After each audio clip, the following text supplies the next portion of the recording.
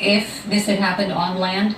Yeah, if this earthquake happened on land, we would see some minor damage in the epicentral area, maybe as much as things like brick facings of buildings getting knocked off. But because of its location, we don't expect to see much of anything of that nature.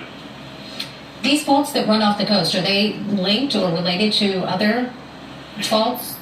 All these faults are related to the San Andreas fault system, which everything will happen in April, though. I already know it.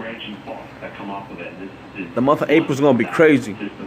And we've heard in the past when some of these earthquakes that are connected to the San Andreas fault happen, that helps to relieve some of that pressure on the San Andreas fault so that we can avoid a larger earthquake on land. Is that a case? Is that similar to this case today? Well, all earthquakes that occur will relieve some of the stress, but people need to be aware that they can have large earthquakes in much of California, and an earthquake of the size doesn't relieve a significant amount of it.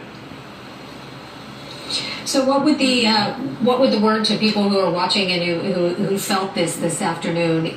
Could it be an indicator that there will be a stronger earthquake, or you think could be it? We don't have any indications that this is a foreshock of a stronger quake, but that's not something that we would know until it actually happened. But generally, we don't see this kind of occurrence happening here.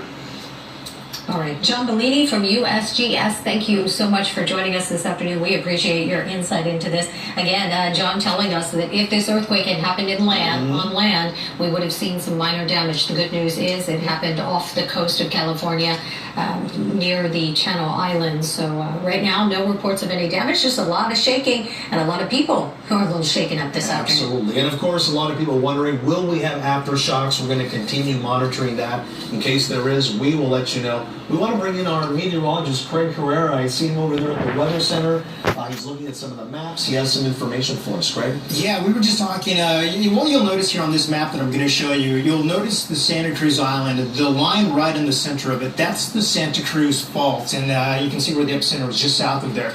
As I show you where it is on a map here, we're going to load up a different map and show you what's going on here. It was, the center again was about 35 miles southwest of the Channel Islands beach, or about 23 miles east-southeast of Santa Rosa Island. And again, you talked about the magnitude, 5.3. The depth was about 11 miles down. I haven't seen any reports of aftershocks just yet, but you can see just how far it is from the mainland here as well. But again, we talked about that fault line across the Santa Cruz Island there.